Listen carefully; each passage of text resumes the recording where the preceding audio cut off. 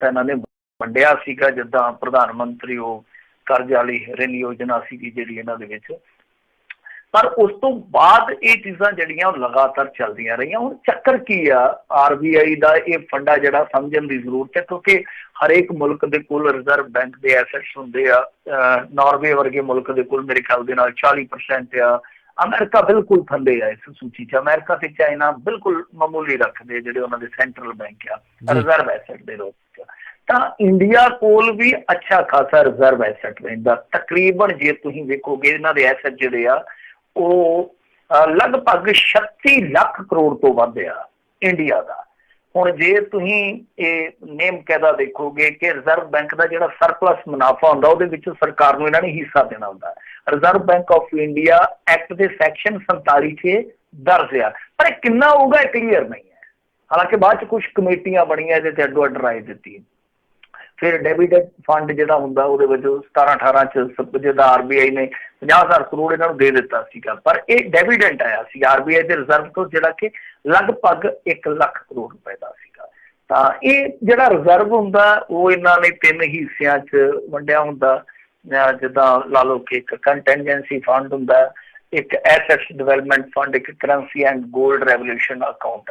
ਤਾਂ ਜਿਹੜਾ ਕੰਟੈਂਜੈਂਸੀ ਫੰਡ ਹੁੰਦਾ ਉਹ 2.5 ਲੱਖ ਕਰੋੜ ਰੁਪਏ, ਤੁਹਾਨੂੰ ਪਤਾ ਹੀ ਹੈ ਕਿ ਜੇ ਕਿਤੇ ਮੰਨ ਲਓ ਕੋਈ ਬਹੁਤ ਵੱਡੀ ਕੋਈ ਵਿਪਤਾ ਪੈ ਜਾਂਦੀ ਆ ਉਹਦੇ ਲਈ ਵਰਤਿਆ ਜਾਂਦਾ, ਜਿੱਦਾਂ ਜੰਗ ਇਤਿਹਾਦਿਕ।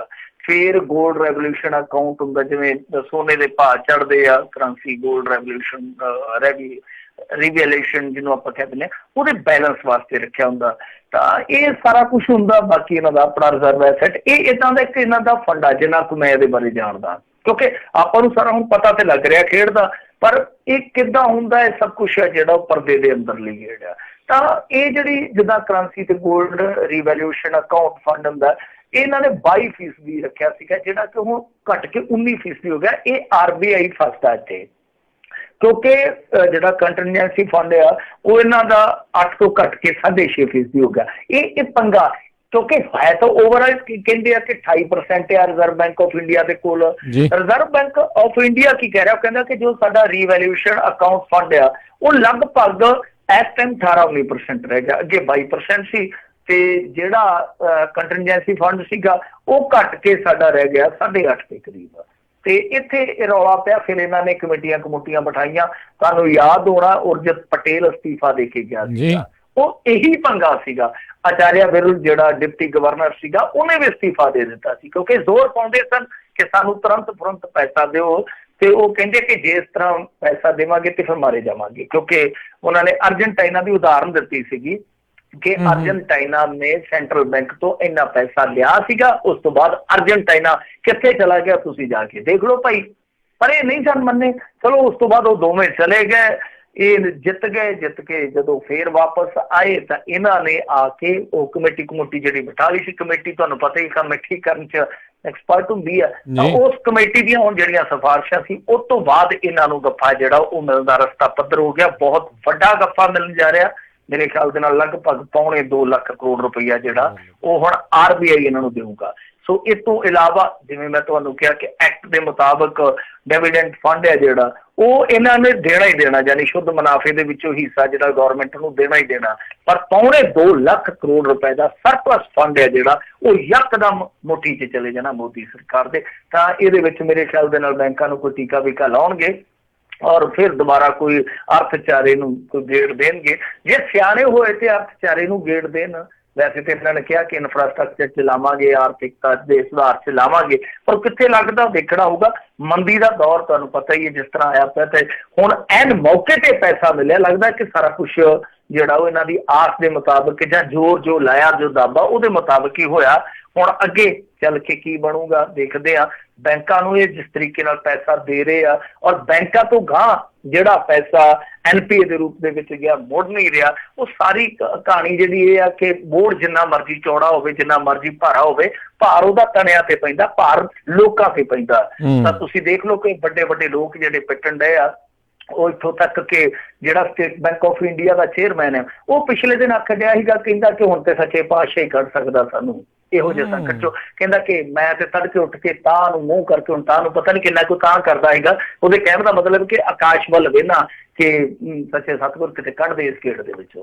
ਤਾਂ ਤੁਸੀਂ ਆਪ ਹੀ ਦੇਖ ਲਓ ਕਿ ਜਿੱਥੇ ਸਟੇਟ ਬੈਂਕ ਆਫ ਇੰਡੀਆ ਦਾ ਚੇਅਰਮੈਨ ਪਿੱਟੀ ਜਾਂਦਾ, ਬਜਾਜ ਵਾਲੇ MD ਪਿੱਟੀ ਜਾਂਦੇ ਆ, EO CEO ਪਤਾ ਨਹੀਂ ਕੌਣ ਕੌਣ ਪਿੱਟੀ ਜਾਂਦਾ। ਤਾਂ ਉਸ ਮੁਲਕ ਦੇ ਵਿੱਚ ਜਿਹੜੇ ਭਗਤ ਆ ਉਹ ਇੱਕੋ ਹੀ ਰਾਗ ਪਿੱਟੀ ਜਾਂਦੇ ਆ ਕਿ ਬਸ ਭਾਰਤ ਮਹਾਨ ਹੈ, ਭਾਰਤ ਮਹਾਨ ਆ। ਤੇ ਤੋਂ ਪਤਾ ਲੱਗ ਜਾਂਦਾ ਕਿ ਭਾਈ ਜਿੱਦਾਂ ਦੇ ਲੀਡਰ ਆ ਤੇ ਬੁੱਧੀਹੀਣ ਤੇ ਸ਼ਕਤੀਹੀਣ ਨੇਤਾ ਜਿਹੜੇ ਆ ਨਾ, ਉਹਨਾਂ ਦੇ ਨਾਲੋਂ ਤੇ ਬੰਦਾ ਜਿਹੜਾ ਉਹ ਨੇਤਾ ਹੀ ਨਹੀਂ ਰਵੇ ਤੇ ਚੰਗਾ। ਪਰ ਤੁਹਾਨੂੰ ਪਤਾ ਹੀ ਹੈ ਕਿ ਅੱਜ ਦੇ ਦੌਰ ਦੇ ਵਿੱਚ ਅੰਧੀ ਭਗਤੀ ਜਿਹੜੀ ਜਿਹਨੂੰ ਅੰਧ ਭਗਤੀ ਆਪਾਂ ਕਹਿ ਦਿੰਦੇ, ਅੰਧ ਭਗਤੀ, ਅੰਧ ਭਗਤ ਹੈ ਜਿਹੜਾ, ਤੇ ਜਿਹੜਾ ਸਮਾਜ ਲਈ ਦੋਨੇ ਹੀ ਹਾਨੀਕਾਰਕ ਹੁੰਦੇ। ਇੱਕ ਲੀਡਰ ਤੇ ਜਿਹੜਾ ਬੁੱਧੀਹੀਣ ਲੀਡਰ ਹੈ, ਵਿਵੇਕਹੀਣ ਲੀਡਰ ਆ, ਤੇ ਜਿਹੜਾ ਅੰਧ ਭਗਤ ਹੈ, ਦੋਵੇਂ ਹੀ ਖਤਰਨਾਕ ਹੈ। ਪਰ ਦੋਵਾਂ ਦੀ ਅੱਜ ਕੱਲ੍ਹ ਜੋੜੀ ਜਿਹੜੀ ਜ਼ਬਰਦਸਤ ਬਣੀ ਪਈ ਆ। ਅੱਲਾ ਖੈਰ ਕਰੇ ਉਹਨੂੰ।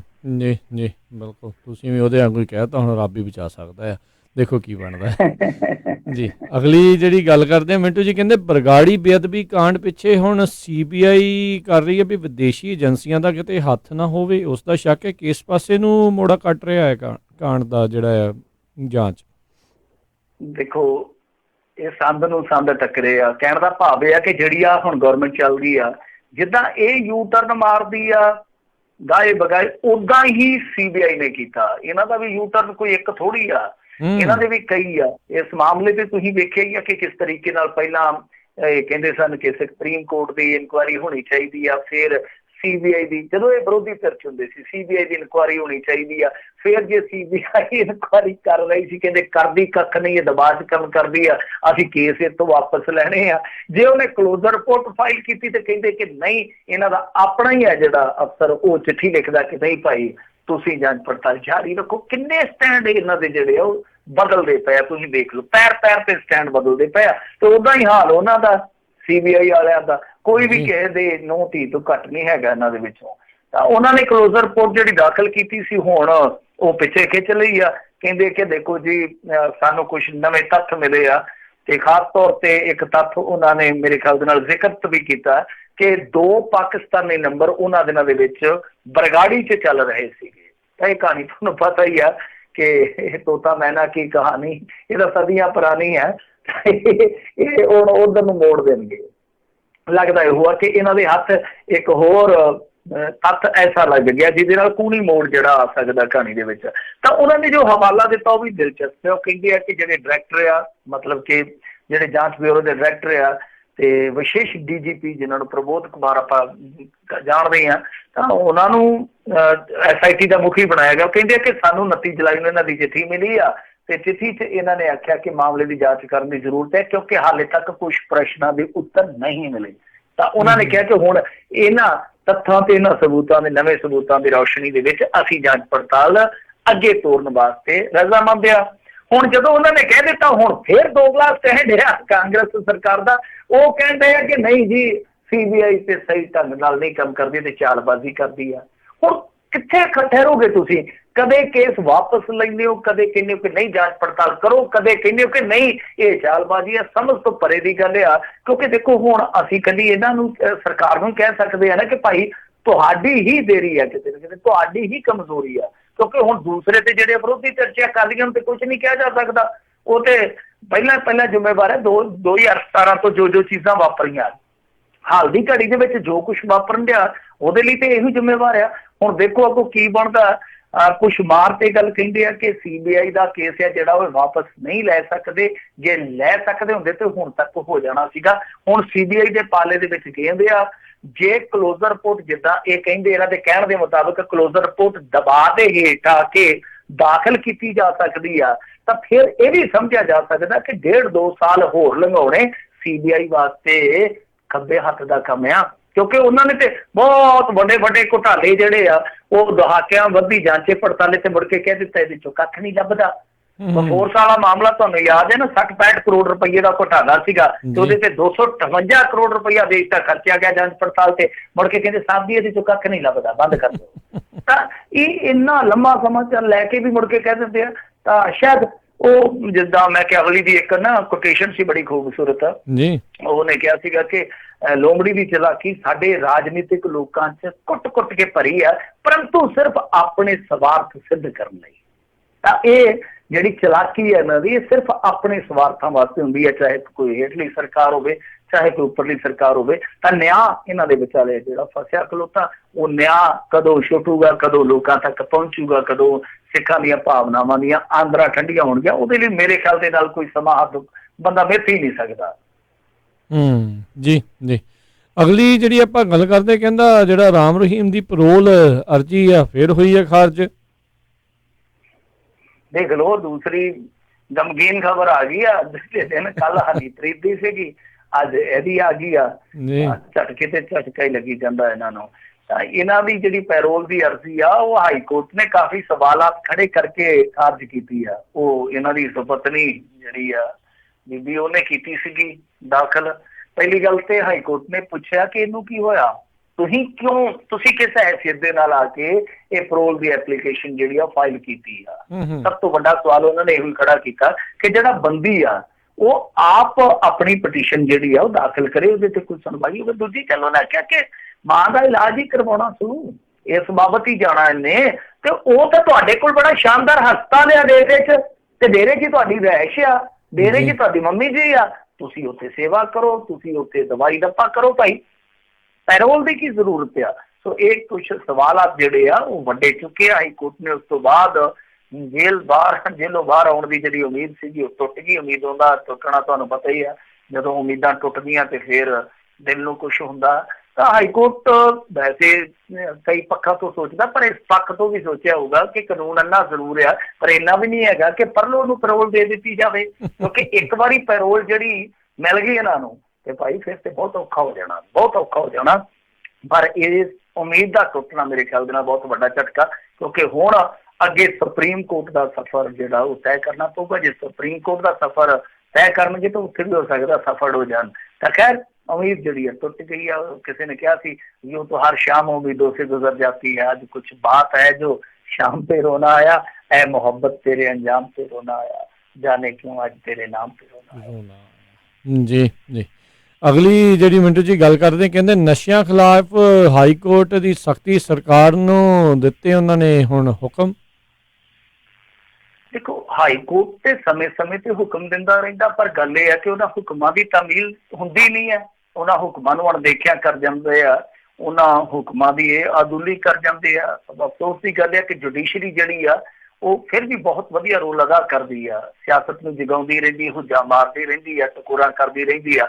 ਪਰ ਹੁਣ ਜੇ ਕੋਈ ਢੀਠ ਹੋਵੇ, ਸੌਣ ਦਾ ਨਾਟਕ ਕਰ ਰਿਹਾ ਹੋਵੇ, ਤੇ ਫਿਰ ਕਹਿਣਾ ਹੀ ਕੀ ਆ। ਜੇ ਤੇ ਕੋਈ ਸੁੱਤਾ ਹੋਵੇ ਤੇ ਫਿਰ ਤੇ ਅੱਬੜ ਵਾਏ ਉੱਠ ਪੈਂਦਾ, ਰਬਕ ਕੇ ਉੱਠ ਪੈਂਦਾ ਹੋਜ ਵੱਜੀ ਤੋਂ। ਤੇ ਜੇ ਬੰਦਾ ਐ ਮਚਲਾ ਹੋਇਆ, ਢੀਠ ਹੋਇਆ, ਫਿਰ ਉਹਨੂੰ ਕੌਣ ਠਾ ਸਕਦਾ? ਉਹਨੂੰ ਤੇ ਉਤੋਂ ਵਰਦੇ ਗੜੇ ਨਾ ਠਾ ਸਕਣ ਜਿਹੜਾ ਮਚਲਾ ਢੀਠ ਆ। ਤੇ ਮਚਲੇ ਢੀਠ ਆ ਕਿਉਂਕਿ ਹਾਈ ਕੋਰਟ ਨੇ ਦੇਖੋ ਅੱਜ ਜਿਹੜੀ ਗੱਲ ਕਹੀ ਆ ਕਿ ਤੁਸੀਂ ਭਾਈ ਸਕੂਲਾਂ ਦੇ ਵਿੱਚ ਇਸ ਤਰ੍ਹਾਂ ਕਰੋ ਕਿ ਇੱਕ ਤੇ ਬੱਚਿਆਂ ਨੂੰ ਜਾਗਰੂਕ ਕਰਨ ਦਾ ਕੰਮ ਸ਼ੁਰੂ ਕਰੋ, ਦੂਸਰਾ ਹੈ ਕਿ ਹਰੇਕ ਸਕੂਲ ਦੇ ਵਿੱਚ ਜਿਹੜੇ ਸੀਨੀਅਰ ਟੀਚਰ ਹੈ ਉਹਨਾਂ ਚੋਂ ਕਿਸੇ ਨੂੰ ਨੋਡਲ ਅਫਸਰ ਨਿਯੁਕਤ ਕਰੋ, ਤਾਂ ਕਿ ਕਿਸੇ ਵਿਦਿਆਰਥੀ ਦੇ ਵਿੱਚ ਜੇ ਮੰਨ ਲਓ ਕੋਈ ਲੱਛਣ ਇਸ ਤਰ੍ਹਾਂ ਦਾ ਨਜ਼ਰ ਆਉਂਦਾ, ਕਿਉਂਕਿ ਘਰ ਵਾਲਿਆਂ ਤੋਂ ਇਲਾਵਾ ਇੱਕ ਟੀਚਰ ਹੀ ਹੁੰਦੇ ਆ ਜਿਨ੍ਹਾਂ ਦੇ ਨਾਲ ਬੱਚਾ ਬਹੁਤ ਜ਼ਿਆਦਾ ਸਮਾਂ ਬਿਤਾਉਂਦਾ। ਤਾਂ ਉਹਨਾਂ ਦੇ ਕਹਿਣ ਦਾ ਭਾਵ ਇਹ ਆ ਕਿ ਦੇਖੋ ਇਹਨਾਂ ਵਿਦਿਅਕ ਸੰਸਥਾਵਾਂ ਦੇ ਵਿੱਚ ਤੁਸੀਂ ਨੋਡਲ ਅਧਿਕਾਰੀ ਹੈ ਜਿਹੜੇ ਉਹ ਨਿਯੁਕਤ ਕਰੋ, ਤਾਂ ਕਿ ਉਹ ਦੇਖਣ ਜੇ ਕਿਸੇ ਬੱਚੇ ਦੇ ਵਿੱਚ ਕੋਈ ਲੱਛਣ ਹੈ ਨਸ਼ੇ ਵਾਲੇ ਪੱਖ ਤੋਂ, ਤਾਂ ਉਸ ਜਾਵੀਏ ਤੋਂ ਤੁਸੀਂ ਚੰਗੀ ਤਰ੍ਹਾਂ ਤਸੱਲੀ ਕਰਕੇ ਤੇ ਉਹਦਾ ਇਲਾਜ ਹੈ ਜਿਹੜਾ ਸ਼ੁਰੂ ਕਰਵਾਵੋ।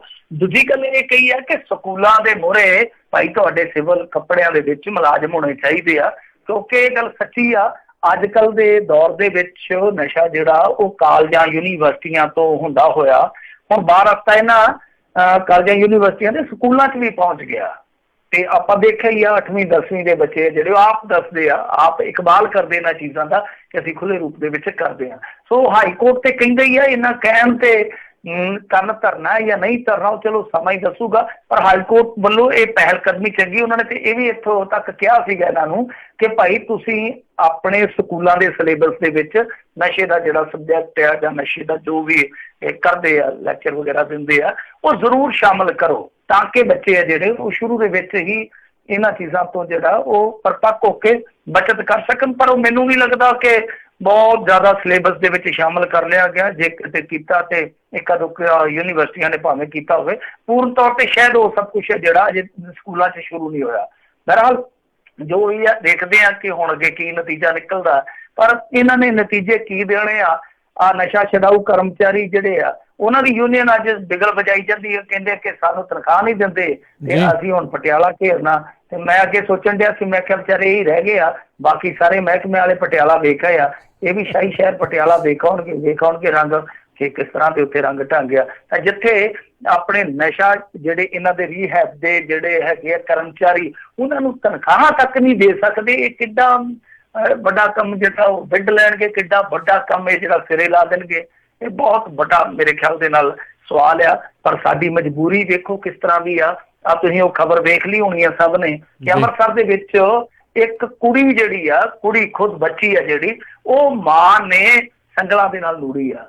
ਜਿੱਥੇ ਇਸ ਤਰ੍ਹਾਂ ਦਾ ਹਾਲ ਹੋਵੇ ਕਿ ਤੁਹਾਡੀਆਂ ਜਿਹੜੀਆਂ ਬੀਬੀਆਂ, ਤੁਹਾਡੀਆਂ ਔਰਤਾਂ ਉਹ ਨਿਸ਼ੈੜਨ ਬਣ ਕੇ ਇੱਥੋਂ ਤੱਕ ਚਲੇ ਜਾਂਦੀਆਂ ਕਿ ਹਸਪਤਾਲ ਦੇ ਵਿੱਚ ਨਵ ਜੰਮੇ ਬੱਚੇ ਨੂੰ ਦੁੱਧ ਚੁੰਘਾਉਣ ਤੋਂ ਰੋਕ ਦਿੱਤਾ ਜਾਂਦਾ। ਆਪਣੇ ਜੇ ਤੁਸੀਂ ਖੋਲੋਗੇ ਵਰਕੇ ਪਿਛਲੇ ਮਹੀਨੇ ਦੇ ਤੇ 3-4 ਇਸ ਤਰ੍ਹਾਂ ਦੀਆਂ ਘਟਨਾਵਾਂ ਸਾਡੇ ਸਾਹਮਣੇ ਆਉਂਦੀਆਂ। ਬਠਿੰਡੇ ਦੇ ਵਿੱਚ ਇੱਕ ਕੁੜੀ ਮਰੀ ਓਵਰਡੋਜ਼ ਦੇ ਨਾਲ, ਇੱਕ ਏਡਜ਼ ਦੇ ਨਾਲ ਮਰ ਗਈ। ਸੋ ਜਿੱਥੇ ਆਹ ਹਾਲ ਆ ਕਿ ਜਵਾਨੀ ਜਿਹੜੀ ਆ ਉਹ ਸੰਗਲਾਂ 'ਚ ਲੂੜੀ ਪਈ ਆ, ਜਿੱਥੇ ਲੋਕ ਆ ਜਿਹੜੇ ਉਹ ਅੱਡ ਜ਼ਾਤਾਂ ਧਰਮਾਂ ਦੀਆਂ ਜੰਜੀਰਾਂ 'ਚ ਜਕੜੇ ਪਏ ਆ, ਉੱਥੇ ਰਾਤੋਂ ਰਾਤ ਹਾਈ ਕੋਰਟ ਦੇ ਆਦੇਸ਼ ਆ ਜਿਹੜੇ ਸਭ ਕੁਝ ਸਾਫ਼ ਸੁਥਰਾ ਕਰ ਦੇਣਗੇ। ਮੈਨੂੰ ਲੱਗਦਾ ਕਿ ਨਹੀਂ, ਇਹਨਾਂ ਨੇ ਪਹਿਲੀ ਗੱਲ ਤੇ ਗੌਲਣੀ ਨਹੀਂ ਹੈ। ਇੱਥੇ ਤੇ ਲੋਕ ਡੁੱਬੇ ਪਏ ਆ, ਲੋਕ ਉੱਥੇ ਆਵਾਜ਼ਾਂ ਮਾਰਨ ਡਏ ਆ ਕਿ ਅਸੀਂ ਕੰਮ ਕਰ ਰਹੇ ਹਾਂ, ਸਰਕਾਰ ਸਾਨੂੰ ਸਰਚ ਲਾਈਟ ਤੱਕ ਨਹੀਂ ਦੇ ਸਕਦੀ। ਉਹ ਲੋਕਾਂ ਤੋਂ ਇਮਦਾਦ ਮੰਗਣ ਡਏ ਕਿ ਅਸੀਂ ਬੋਡੀ ਬੰਨ ਅਸੀਂ ਬਣਾਉਣ ਡਏ ਆ, ਅਸੀਂ ਇੱਥੇ ਗੱਟੇ ਪਾਉਣ ਡਏ ਆ। ਪ੍ਰਸ਼ਾਸਨ ਹੈ ਜਿਹੜਾ ਉਹ ਹੱਥ ਖੜੇ ਕਰ ਚੁੱਕਾ, ਚਲੋ ਸਾਨੂੰ ਸਰਚ ਲਾਈਟਾਂ ਹੀ ਦੇ ਦਿਓ। ਇਹ ਸਰਚ ਲਾਈਟਾਂ ਤੱਕ ਨਹੀਂ ਦੇ ਸਕਦੇ ਬਿਪਤਾ ਦੇ ਵਿੱਚ। ਤੇ ਇਹੋ ਜਿਹੇ ਮੌਕਿਆਂ ਤੇ ਇਹੋ ਜਿਹੇ ਮਾਮਲਿਆਂ 'ਚ ਇਹਨਾਂ ਦੀ ਸੰਵੇਦਨਸ਼ੀਲਤਾ ਜਾਗ ਜਾਊਗੀ ਤੁਰੰਤ। ਉਹਦੇ ਤੇ ਸ਼ੱਕ ਜ਼ਰੂਰ ਆ, ਸ਼ੱਕ ਆ ਅਸੰਭਵ ਨਹੀਂ ਹੈ, ਹੋ ਸਕਦਾ ਹੋ ਵੀ ਜਾਵੇ। ਜੀ ਜੀ। ਅਗਲੀ ਮਿੰਟੂ ਜੀ ਗੱਲ ਕਰਦੇ, ਕਹਿੰਦੇ ਇੱਕ ਅਕਾਲੀ ਆਗੂ ਤੇ ਹਿੰਦੂ ਜਥੇਬੰਦੀ ਦੇ ਆਗੂ ਦੀ ਆਡੀਓ ਹੋਈ ਆ ਹੁਣ ਵਾਇਰਲ। ਦੇਖੋ ਇਹ ਜਿਹੜੀ ਆਡੀਓ ਵਾਇਰਲ ਹੋਈ ਹੈ ਨਾ, ਉਹਦੇ 'ਚ ਗੰਦ ਵੀ ਬੜਾ ਬਕਿਆ ਗਿਆ। ਉਹ ਤੁਹਾਨੂੰ ਪਤਾ ਨਿਊਜ਼ ਪੋਰਟਲ ਵਾਲੇ ਜਿਹੜੇ ਆ ਜਾਂ ਨਿਊਜ਼ ਚੈਨਲ ਵਾਲੇ ਉਹ ਬੀਪ ਜਿਹਾ ਲਾ ਦਿੰਦੇ ਅੱਗੇ, ਤੇ ਉਹ ਇੰਨੀ ਆਡੀਓ ਗੰਦੀ ਆ ਕਿ ਟੂ ਟੂ ਟੂ ਟੂ ਜਿਵੇਂ ਐਂਬੂਲੈਂਸ ਜਾਂਦੀ ਹੈ ਜਾਂ ਲੀਡਰਾਂ ਦੀ ਕਾਰ ਜਾਂਦੀ ਘੁੱਗੂ ਵਾਲੀ, ਐਂ ਹੀ ਚੱਲਦੀ ਆਡੀਓ। ਤਾਂ ਸਮਝ ਲਓ ਕਿੰਨਾ ਬਕਾ ਬਕਿਆ ਹੋਣਾ ਇੱਕ ਦੂਜੇ ਨੂੰ। ਇਹਨਾਂ ਨੇ ਜੱਜ ਕੇ ਗਾਲਾਂ ਕੱਢੀਆਂ ਹੋਣੀਆਂ, ਉਹ ਟੂ ਟੂ ਟੂ ਹੁੰਦੀ ਜਾਂਦੀ ਆ ਸਾਰੀ ਆਡੀਓ ਦੇ ਵਿੱਚ। ਇਹ ਆਡੀਓ ਜਿਹੜੀ ਆ ਉਹ ਹੈਗੀ ਆ, ਦੱਸਦੇ ਆ ਕਥਿਤ ਰੂਪ ਦੇ ਵਿੱਚ ਸਾਬਕਾ ਵਿਧਾਇਕ ਸਰੂਪ ਚੰਦ ਸਿੰਗਲਾ ਤੇ ਵਿਸ਼ਵ ਹਿੰਦੂ ਪ੍ਰੀਸ਼ਦ ਦੇ ਕੋਈ ਆਗੂ ਆ ਸੁਖਪਾਲ ਸਰਾਂ, ਇਹਨਾਂ ਦੇ ਦਰਮਿਆਨ ਜਿਹੜੀ ਗੱਲਬਾਤ ਹੋਈ ਆ ਉਹਦੀ ਉਹ ਆਡੀਓ ਆ ਜਿਹੜੀ ਕਿ ਹੁਣ ਵਾਇਰਲ ਹੋਈ ਆ, ਜਿਹਦੇ ਵਿੱਚ ਇੱਕ ਦੂਜੇ ਨੂੰ ਕਹਿੰਦੇ ਤੂੰ ਕਿੱਥੇ ਆ। ਉਹ ਜਿਵੇਂ ਮੁੰਡੇ ਨਹੀਂ ਲੜਦੇ ਕਾਲਜ ਵਾਲੇ, ਉਹ ਫੋਨ ਕਰਦੇ ਇੱਕ ਦੂਜੇ ਨੂੰ, ਉਹ ਕਹਿੰਦਾ ਤੂੰ ਆ ਜਾ, ਉਹ ਕਹਿੰਦਾ ਤੂੰ ਕਿੱਥੇ ਖਲੋਤਾ ਨਾ, ਉਹ ਕਹਿੰਦਾ ਮੈਂ ਇੱਥੇ ਖਲੋਤਾ। ਤੇ ਫਿਰ ਜੋ ਅੱਗੋਂ ਬੋਲਦੇ ਹੁਣ ਮੈਂ ਤੇ ਬੋਲ ਨਹੀਂ ਸਕਦਾ, ਏਦਾਂ ਦੀ ਕੁਰੱਖਤ ਬੋਲੀ ਜਾਂਦੀ ਆ। ਤਾਂ ਬਸ ਬਿਲਕੁਲ ਉਹੀ ਸੀਗਾ। ਏਦਾਂ ਹੀ ਲੱਗਦਾ ਸੀਗਾ ਜਿਵੇਂ 45, 50, 55 ਸਾਲ ਤੋਂ ਯਕਦਮ 20-25 ਵਾਲੀ ਉਹ ਮੋਬਾਈਲਾਂ ਵਾਲੀ ਜਿਹੜੀ ਉਮਰ ਹੁੰਦੀ ਆ, ਉਹ ਜੋਸ਼ ਹੁੰਦਾ, ਉਹਦੇ 'ਚ ਆਪ ਪਹੁੰਚੇ ਹੋਣ, ਪ੍ਰਵੇਸ਼ ਜਿਹੜਾ ਉਹ ਕਰ ਗਏ ਹੋਣ। ਤਾਂ ਇਹ ਆਡੀਓ ਜਿਹੜੀ ਵਾਇਰਲ ਹੋਈ ਆ, ਇਹਦਾ ਕਾਰਨ ਤੇ ਠੋਸ ਰੂਪ ਦੇ ਵਿੱਚ ਨਹੀਂ ਪਤਾ ਲੱਗ ਸਕਿਆ ਕਿ ਕਦ ਤੋਂ ਇਹਨਾਂ ਗਾਲੀ ਗਲੋਚ ਇੱਕ ਦੂਜੇ ਨੂੰ ਕੀਤਾ ਗਿਆ, ਗੱਲ ਦੁੱਪੜ ਕਿਉਂਕਿ ਕਾਫੀ ਹੋਇਆ। ਪਰ ਜੋ ਗੱਲ ਥੋੜੀ ਬਹੁਤੀ ਸਾਹਮਣੇ ਆ ਰਹੀ ਆ ਉਹ ਇਹ ਆ ਕਿ ਸਰੂਪ ਚੰਦ ਸਿੰਗਲਾ ਨੇ ਕੋਈ ਪ੍ਰੋਗਰਾਮ ਅਟੈਂਡ ਕੀਤਾ ਸੀਗਾ ਜਿਹੜਾ ਈਸਾਈਆਂ ਦਾ ਸੀਗਾ, ਤਾਂ ਜਿਹਨੂੰ ਲੈ ਕੇ ਇਹਨਾਂ ਨੂੰ ਵੱਟ ਚੜਿਆ ਕਿ ਜਿੱਥੋਂ ਇਹ ਦੋਵੇਂ ਲੀਡਰ ਜਿਹੜੇ ਆ ਇੱਕ ਦੂਜੇ ਨਾਲ ਖਹਿ ਪੜੇ ਆ। ਇੱਥੋਂ ਤੱਕ ਕਿ ਸ਼ਿਕਾਇਤਾਂ ਕਰਨ ਦੀ ਧਮਕੀ ਤੋਂ ਇਲਾਵਾ ਇਹ ਇੱਕ ਦੂਜੇ ਨਾਲ ਬਹੁਤ ਕੁਛ ਕਰਨ ਦਾ ਵੀ ਕਹਿੰਦੇ ਸੀਗੇ। ਹੁਣ ਕੀਤਾ ਕੀ ਹੈ ਇੱਕ ਦੂਜੇ ਦਾ ਪਤਾ ਨਹੀਂ ਹੈ, ਪਰ ਇਸ ਆਡੀਓ ਨੇ ਦੱਸ ਦਿੱਤਾ ਕਿ ਹੇਠਲੇ ਪੱਧਰ ਤੇ ਇਹਨਾਂ ਦਾ ਕੀ ਚੱਲਦਾ ਪਿਆ। ਕਿਉਂਕਿ ਤੁਹਾਨੂੰ ਯਾਦ ਹੋਣਾ ਲੰਬੀ ਦੇ ਵਿੱਚੋਂ ਵੀ ਇੱਕ ਇਸੇ ਤਰ੍ਹਾਂ ਦੀ ਆਡੀਓ ਵਾਇਰਲ ਹੋਈ ਸੀਗੀ ਜਦੋਂ ਉਹ ਮੈਂਬਰਸ਼ਿਪ ਆਪਣੀ ਕਰਵਾ ਰਹੇ ਸਨ। ਤਾਂ ਇਹ ਲੰਬੀ ਜਿਹੜਾ ਤੇ ਬਠਿੰਡਾ ਕੋਈ ਬਹੁਤੀ ਦੂਰ ਨਹੀਂ ਹੈ। ਜੇ ਆਪਾਂ ਲੋਕ ਸਭਾ ਹਲਕੇ ਦੀ ਗੱਲ ਕਰੀਏ ਤਾਂ ਲੰਬੀ ਵਿਧਾਨ ਸਭਾ ਇਹਦੇ ਵਿੱਚ ਹੀ ਆ। ਤਾਂ ਬਠਿੰਡੇ ਦੇ ਵਿੱਚ ਵੀ ਖਹਿਪੜਨਾ ਜਿਹੜਾ ਵੱਡੇ ਲੀਡਰਾਂ ਦਾ ਇਹਨਾਂ ਦਾ ਉਹ ਸੰਕੇਤ ਦਿੰਦਾ ਕਿ ਇਹਨਾਂ ਦਾ ਰਿਸ਼ਤੇ ਦਾ ਜਿਹੜਾ ਇਹ ਚੱਲਦਾ ਸੀਗਾ ਸਫ਼ਰ, ਉਹ ਕਿਤੇ ਨਾ ਕਿਤੇ ਹੁਣ ਉੱਬੜ ਖਾਬੜ ਰਸਤਿਆਂ ਦੇ ਵਿੱਚ, ਉੱਬੜ ਖਾਬੜ ਤੁਸੀਂ ਸਮਝਦੇ ਹੀ ਆ ਨਾ, ਆਪਣੇ ਜਿੱਦਾਂ ਸੜਕ 'ਚ ਟੋਏ ਹੁੰਦੇ ਤੇ ਟੋਇਆਂ 'ਚ ਸੜਕ ਹੁੰਦੀ ਆ, ਉਹਨੂੰ ਉਬੜ ਖਾਬੜ ਰਸਤਾ ਕਹਿ ਦਿੰਦੇ ਆ। ਯਾਨੀ ਕਹਿਣ ਦਾ ਮਤਲਬ ਹੈ ਕਿ ਜਿਹੜਾ ਇਹਨਾਂ ਦਾ ਰਿਸ਼ਤਿਆਂ ਦਾ ਸਫ਼ਰ ਹੈ ਉਹਨੂੰ ਉਬੜ ਖਾਬੜ ਰਸਤਿਆਂ ਤੋਂ ਹੋ ਕੇ ਗੁਜ਼ਰ ਰਿਹਾ। ਜੀ ਜੀ ਜੀ। ਅਗਲੀ ਜਿਹੜੀ ਗੱਲ ਕਰਦੇ, ਕਹਿੰਦੇ ਸੂਬੇ ਦੇ ਸਰਕਾਰੀ ਸਕੂਲਾਂ ਦੀ ਸਵੇਰ ਦੀ ਸਭਾ ਦੇ ਸਮੇਂ ਦੇ ਵਿੱਚ ਵਾਧਾ। ਹਾਂ ਦੇਖੋ, ਇਹਨਾਂ ਨੇ ਕੁਛ ਵਾਧਾ ਕੀਤਾ ਵਾ, ਯਾਨੀ 20 ਮਿੰਟ ਤੋਂ ਵਧਾ ਕੇ 30 ਮਿੰਟ ਕਰ ਦਿੱਤੀ ਆ ਸੁਬਾਹ ਦੀ ਜਿਹੜੀ ਇਹਨਾਂ ਦੀ ਪ੍ਰਾਰਥਨਾ ਹੁੰਦੀ ਆ। ਅਸੀਂ ਤੇ ਛੋਟੇ ਹੁੰਦੇ ਪ੍ਰੇਅਰ ਕਹਿੰਦੇ ਹੁੰਦੇ ਸੀ ਕਿ ਬਾਅਦ ਦੇ ਵਿੱਚ ਪ੍ਰਾਰਥਨਾ, ਹੁਣ ਪਤਾ ਨਹੀਂ ਆ ਕਿ ਇਹ ਸਭਾ ਕਹਿਣ ਲੱਗ ਪਏ ਆ। ਇਹ ਹਿੰਦੀ ਦੇ ਸ਼ਬਦ, ਅੰਗਰੇਜ਼ੀ ਦੇ ਸ਼ਬਦ ਜਿਹੜੇ ਤੁਹਾਨੂੰ ਪਤਾ ਸਕੂਲੀ ਭਾਸ਼ਾਵਾਂ 'ਚ ਚੱਲਦੀ ਆ, ਤੇ ਸਾਡੇ ਵੇਲੇ ਤੇ ਪ੍ਰੇਅਰ ਕਹਿੰਦੇ ਹੁੰਦੇ ਸੀਗੇ, ਉਹ ਵੀ ਤੁਹਾਨੂੰ ਪਤਾ ਅੰਗਰੇਜ਼ੀ ਦਾ ਸ਼ਬਦ ਆ। ਤਾਂ ਖੈਰ ਇਹਨਾਂ ਨੇ ਜੋ ਇਜ਼ਾਫਾ ਕੀਤਾ 10 ਮਿੰਟਾਂ ਦਾ, ਇਹਦੇ ਵਿੱਚ ਉਹਨਾਂ ਨੇ ਕਿਹਾ ਕਿ ਇਹਨਾਂ ਦੇ ਗਿਆਨ ਦਾ ਪ੍ਰੋਗਰਾਮ ਹੈ ਜਿਹੜਾ ਉਡਾਨ, ਉਹਨੂੰ ਇੱਕ ਸਰਲੇਖ ਦਿੱਤਾ ਗਿਆ ਪ੍ਰੋਜੈਕਟ ਦਾ, ਤੇ ਉਹਦੇ ਵਿੱਚ ਪ੍ਰਸ਼ਨ ਅਤੇ ਦਾ ਵਰਡ ਆਫ ਦਾ ਡੇ ਦੇ ਸੁਚਾਰੂ ਢੰਗ ਦੇ ਨਾਲ ਜਿਹੜਾ ਉਹ ਕੰਮ ਕਰਵਾਇਆ ਜਾਵੇ, ਯਾਨੀ ਬੱਚਿਆਂ ਨੂੰ ਥੋੜਾ ਉੱਥੇ ਗੂੜ ਗਿਆਨ ਹੈ ਜਿਹੜਾ ਉਹ ਵੰਡਿਆ ਜਾਵੇ ਇਸ ਦਰਮਿਆਨ। ਤਾਂ ਉਹ ਜਿਹੜਾ ਸਮਾਂ ਇਹਨਾਂ ਨੇ ਵਧਾਇਆ, ਕਹਿੰਦੇ ਆ ਕਿ ਜਿਹੜੇ 7ਵੇਂ ਤੇ 8ਵੇਂ ਪੀਰੀਅਡ ਦੇ 5-5 ਮਿੰਟ ਹੋਣਗੇ ਉਤਲੇ, ਯਾਨੀ 40 ਮਿੰਟ ਤੋਂ ਉਹ ਕੱਟ ਦਿੱਤੇ ਜਾਣਗੇ, ਯਾਨੀ 35-35 ਮਿੰਟ ਦੇ ਉਹ ਕਰ ਦਿੱਤੇ ਜਾਣਗੇ ਪੀਰੀਅਡ। ਤਾਂ ਠੀਕ ਆ, ਜਿੰਨਾ ਵੀ ਹੋ ਸਕੇ ਬੱਚਿਆਂ ਨੂੰ ਸਮਝਾਉਣਾ ਚਾਹੀਦਾ, ਗਿਆਨ ਵੰਡਣਾ ਚਾਹੀਦਾ। ਮੈਂ ਤਾਂ ਕਹਿੰਦਾ ਕਿ ਜਦੋਂ ਅਧਿਆਪਕ ਪੜ੍ਹਾਉਂਦੇ ਆ, ਜੋ ਅਕੈਡਮਿਕ ਐਜੂਕੇਸ਼ਨ, ਉਹਦੇ ਨਾਲ ਨਾਲ ਦੂਜੀਆਂ ਚੀਜ਼ਾਂ ਵੀ ਦੱਸਦੇ ਜਾਣ ਕੇ ਬਿਹਤਰ ਆ, ਕਿਉਂਕਿ ਸਾਡਾ ਜਿਹੜਾ ਸਿਲੇਬਸ ਹੈ ਤੁਹਾਨੂੰ ਪਤਾ ਹੀ ਹੈ ਕਿਸ ਤਰ੍ਹਾਂ ਦਾ ਹੀ ਆ, ਤੇ ਅੱਜ ਦੇ ਹਾਲਾਤ ਕਿਸ ਤਰ੍ਹਾਂ ਦੇ, ਉਹਨਾਂ ਦੇ ਅਨੁਸਾਰ ਚਲੋ 2-4 ਮਿੰਟ ਕਿਤੇ ਨਾ ਕਿਤੇ ਕੱਢ ਕੇ, ਚਾਹੇ ਉਹ ਨੈਤਿਕ ਸਿੱਖਿਆ ਹੋਵੇ, ਚਾਹੇ ਟ੍ਰੈਫਿਕ ਰੂਲਸ ਦੀ ਜਾਣਕਾਰੀ ਹੋਵੇ, ਚਾਹੇ ਆ ਜੋ ਵਰਤਾਰੇ ਚੱਲਦੇ ਆ ਡਰੱਗ ਵਾਲੇ ਜਾਂ ਖੁਦਕੁਸ਼ੀ ਵਾਲੇ, ਇਹਨਾਂ ਬਾਬਤ ਜ਼ਰੂਰ ਟੀਚ ਕਰਨਾ ਚਾਹੀਦਾ। ਸੋ ਇਹ ਸਮੇਂ ਦੀ ਮੰਗ ਆ, ਤੇ ਮੈਂ ਸਮਝਦਾ ਕਿ ਇੱਕ ਚੰਗੀ ਤਸੱਲੀ ਵਾਲੀ ਇੱਕ ਪਹਿਲ ਕਦਮੀ ਆ। ਪਰ ਦੂਜੇ ਪਾਸੇ ਹਾਲ ਕੀ ਹੈ ਸਕੂਲਾਂ ਦਾ? ਦੇਖੋ, ਇਹ ਚੀਜ਼ਾਂ ਤੇ ਠੀਕ ਆ, ਫਲਾਣਾ ਪ੍ਰੋਜੈਕਟ ਆ ਗਿਆ, ਧਮਕਾਣਾ ਪ੍ਰੋਜੈਕਟ ਆ ਗਿਆ, ਆਹ ਕਰ ਰਹੇ ਆ, ਉਹ ਕਰ ਰਹੇ ਆ। RTI ਤੋਂ ਪਤਾ ਲੱਗਿਆ ਕਿ ਫਾਜ਼ਿਲਕਾ ਜ਼ਿਲ੍ਹੇ ਦੇ 178 ਪ੍ਰਾਇਮਰੀ ਸਕੂਲਾਂ ਵਿੱਚ ਬੱਚਿਆਂ ਨੂੰ ਪੀਣ ਵਾਲਾ ਪਾਣੀ ਹੀ ਨਹੀਂ ਮਿਲਦਾ। 178 ਪ੍ਰਾਇਮਰੀ ਸਕੂਲਾਂ 'ਚ ਪੀਣ ਵਾਲਾ ਪਾਣੀ ਜਿਹੜਾ ਮੁਹੱਈਆ ਨਹੀਂ ਹੈ, ਔਰ ਉੱਥੇ ਜਿਹੜਾ ਧਰਤੀ ਹੇਠਲਾ ਪਾਣੀ ਆ, ਮੈਂ ਤਾਂ ਕਹਿੰਦਾ ਕਿ ਵਾਹਿਗੁਰੂ ਕਿਸੇ ਨੂੰ ਪੀਣ ਵਾਲਾ ਪਾਣੀ ਨਾ ਦੇਵੇ। ਐਡਾ ਗੰਦਾ ਪਾਣੀ ਆ, ਉੱਥੇ ਤੇ ਨਸਲਾਂ ਖਰਾਬ ਹੋਣ ਰਹੀਆਂ ਫਾਜ਼ਿਲਕਾ ਜ਼ਿਲ੍ਹੇ ਦੇ ਕੁਝ ਪਿੰਡਾਂ 'ਚ। ਹੁਸ਼ਿਆਰਪੁਰ ਜ਼ਿਲ੍ਹੇ 'ਚ ਪ੍ਰਾਇਮਰੀ ਸਕੂਲਾਂ 'ਚ 185 ਕਮਰੇ ਜਿਹੜੇ ਆ ਉਹ ਅਸੁਰੱਖਿਅਤ ਆ।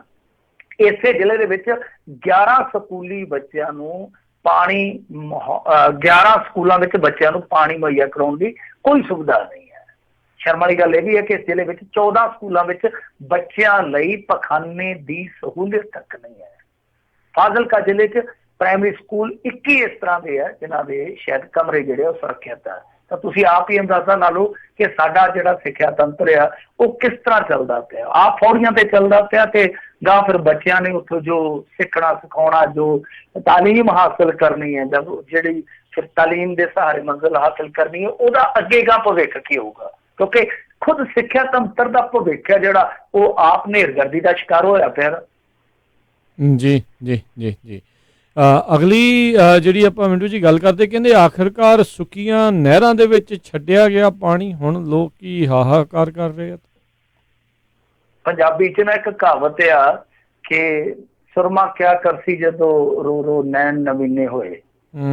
ਉਹ ਮਤਲਬ ਕਹਿਣ ਦਾ ਇਹ ਆ ਕਿ ਜਦੋਂ ਰੋ ਰੋ ਕੇ ਅੱਖਾਂ ਅੰਨੀਆਂ ਹੋ ਗਈਆਂ, ਮੰਗ ਮੰਗ ਕੇ ਸੁਰਮਾ ਲਿਆ ਦੇ, ਸੁਰਮਾ ਲਿਆ ਦੇ, ਤੇ ਮੁੜ ਕੇ ਸੁਰਮਾ ਸਿਰ 'ਚ ਮਾਰਨਾ ਜਦੋਂ ਅੱਖਾਂ ਹੀ ਅੰਨੀਆਂ ਹੋ ਗਈਆਂ। ਤਾਂ ਉਹ ਇਹਨਾਂ ਦਾ ਹਾਲ ਆ ਕਿ ਹੁਣ ਆ ਜਿਹੜੇ ਲੋਕ ਪਿੱਟ ਪਿੱਟ ਕੇ ਇਹਨਾਂ ਨੂੰ ਮਰ ਗਏ ਆ ਕਿ ਅਸੀਂ ਤੇਲ ਬਾਲਣ ਦੇ ਆ, ਅਸੀਂ ਬਿਜਲੀ ਬਾਲਣ ਦੇ ਆ, ਅਸੀਂ ਧਰਤੀ ਹੇਠਲਾ ਪਾਣੀ ਖਿੱਚ ਰਹੇ ਆ, ਤੁਸੀਂ ਪਾਣੀ ਛੱਡੋ ਨਹਿਰਾਂ 'ਚ। ਤੇ ਇਹਨਾਂ ਨੇ ਸਾਰੀਆਂ ਨਹਿਰਾਂ 'ਚ ਬੰਦੀ ਕਰ ਰੱਖੀ ਸੀ। ਅੱਜ ਤੱਕ ਮੈਨੂੰ ਤੇ ਇਹ ਫਾਰਮੂਲਾ ਸਮਝ ਨਹੀਂ ਲੱਗਾ।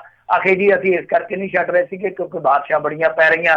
ਬਾਰਿਸ਼ਾਂ ਇੱਥੇ ਇਹਨਾਂ ਜ਼ਿਲ੍ਹਿਆਂ ਦੇ ਵਿੱਚ ਤੇ ਪਈਆਂ ਹੀ ਨਹੀਂ ਆ। ਪਿਛਲੇ 10-12 ਦਿਨ ਤੋਂ ਬਠਿੰਡਾ ਹੋਇਆ, ਮਾਨਸਾ ਹੋਇਆ, ਇਹਨਾਂ ਜ਼ਿਲ੍ਹਿਆਂ 'ਚ ਕੱਖ ਨਹੀਂ। ਇੱਥੇ ਤਾਂ ਔੜ ਲੱਗੀ ਆ, ਤੇ ਲੋਕ ਜਿਹੜੇ ਆ ਉਹ ਚਲਾਉਂਦੇ ਪਏ ਆ, ਜਾਂ ਹੀਟਰ ਚਲਾਉਂਦੇ ਆ, ਇੰਜਨ ਚਲਾਉਂਦੇ ਆ, ਜਾਂ ਮੋਟਰਾਂ ਚਲਾਉਂਦੇ ਆ। ਹੁਣ ਇਹ ਦੇਖੋ ਕਿੰਨੀ ਬੱਚਤ ਕਰ ਸਕਦੇ ਸਨ, ਬਿਜਲੀ ਦੀ ਬੱਚਤ ਕਰ ਸਕਦੇ ਸਨ, ਤੇਲ ਦੀ ਬੱਚਤ ਕਰ ਸਕਦੇ ਸਨ, ਪਾਣੀ ਦੀ ਬੱਚਤ ਕਰ ਸਕਦੇ ਸਨ। ਪਰ ਇਹਨਾਂ ਨੇ ਇਹ ਜਿਹੜੀਆਂ ਨਹਿਰਾਂ ਸੀ ਉਹ ਸੁਕਾ ਦਿੱਤੀਆਂ। ਫਿਰ ਉਹ ਹਰੀਗੜ੍ਹ ਤੇ ਟੱਲੇ ਵਾਲੀ ਨਹਿਰ ਦੀ ਖਬਰ ਲੱਗੀ, ਉਸ ਤੋਂ ਬਾਅਦ ਲੋਕਾਂ ਨੇ ਫਿੱਟ ਲਾਂਤਾਂ ਪਾਈਆਂ, ਦੱਸਦੇ ਆ ਕਿ ਹੁਣ ਪਾਣੀ ਇਹਨਾਂ ਨੇ ਛੱਡ ਦਿੱਤਾ।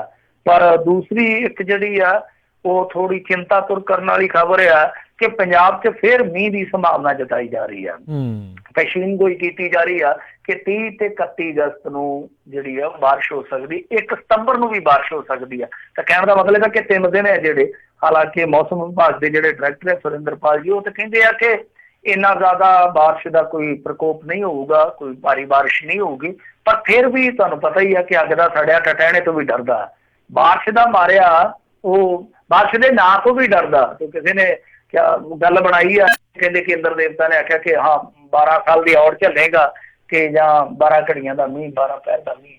ਤੇ ਉਹਨੇ ਆਖਿਆ ਕਿ ਹਜ਼ੂਰ 12 ਸਾਲਾਂ ਦੀ ਔੜ ਹੀ ਆਉਣ ਦਿਓ, ਕਿਉਂਕਿ ਤਸੱਲੀ ਕਰਾ ਦੇਣੀ ਆ ਤੁਹਾਨੇ। ਤਾਂ ਉਹ ਗੱਲ ਆ ਕਿ ਬਾਰਿਸ਼ ਦੇ ਨਾਮ ਤੋਂ ਵੀ ਉਹ ਲੋਕ ਡਰਦੇ ਆ ਜਿਹੜੇ ਬਾਰਿਸ਼ ਦੇ ਮਾਰੇ ਹੋਣ। ਤਾਂ ਦੇਖਦੇ ਆ ਕਿ ਕੁਦਰਤ ਕੀ ਰੰਗ ਦਿਖਾਉਂਦੀ, ਉਹਦੇ ਅੱਗੇ ਜ਼ੋਰ ਤੇ ਕੋਈ ਨਹੀਂ ਹੈ, ਬਸ ਇੱਕ ਮਨ ਟਿਕਾਵਾ ਹੁੰਦਾ ਕਿ ਆਪਾਂ ਸੁੱਖ ਸਕਦੇ ਹਾਂ ਜਾਂ ਅਰਦਾਸ ਕਰ ਸਕਦੇ ਹਾਂ ਕਿ ਭਾਈ ਤਾਲਾ ਹੀ ਰੱਖੀ ਦਾਤਿਆ। ਜੀ ਜੀ ਬਿਲਕੁਲ। ਤੇ ਮਿੰਟੂ ਜੀ ਬਹੁਤ ਬਹੁਤ ਤੁਹਾਡਾ ਧੰਨਵਾਦ, ਤੁਸੀਂ ਸਾਡੇ ਨਾਲ ਜੁੜੇ, ਇਹਨਾਂ ਖਬਰਾਂ ਬਾਰੇ ਤੁਸੀਂ ਜਾਣਕਾਰੀ ਦਿੱਤੀਆਂ। ਅਗਲੀ ਵਾਰ ਤੱਕ ਲਈ ਬੜੀ ਮਿਹਰਬਾਨੀ, ਪਿਆਰ ਭਰੀ ਸਤਿ ਸ਼੍ਰੀ ਅਕਾਲ ਜੀ। ਸਤਿ ਸ਼੍ਰੀ ਅਕਾਲ ਜੀ। ਤੇ ਸਰੋਤਿਓ, ਇੱਥੇ ਹੀ ਸਾਡਾ ਅੱਜ ਦਾ ਇਹ ਪ੍ਰੋਗਰਾਮ ਆ ਹੁਣ ਸਮਾਪਤ ਹੈ। ਮਿਲਦੇ ਹਾਂ ਤੁਹਾਨੂੰ ਸਾਰਿਆਂ ਨੂੰ ਅਗਲੀ ਵਾਰ। ਉਦੋਂ ਤੱਕ ਲਈ ਮੇਰੇ ਵੱਲੋਂ ਵੀ ਪਿਆਰ ਭਰੀ ਸਤਿ ਸ਼੍ਰੀ ਅਕਾਲ। ਜਿੰਨੇ ਵਾਸਤੇ ਰਹੋ, ਹੱਸਦੇ ਖੇਡਦੇ ਰਹੋ, ਸੁਣਦੇ ਰਹੋ ਪੰਜਾਬੀ ਰੇਡੀਓ USA।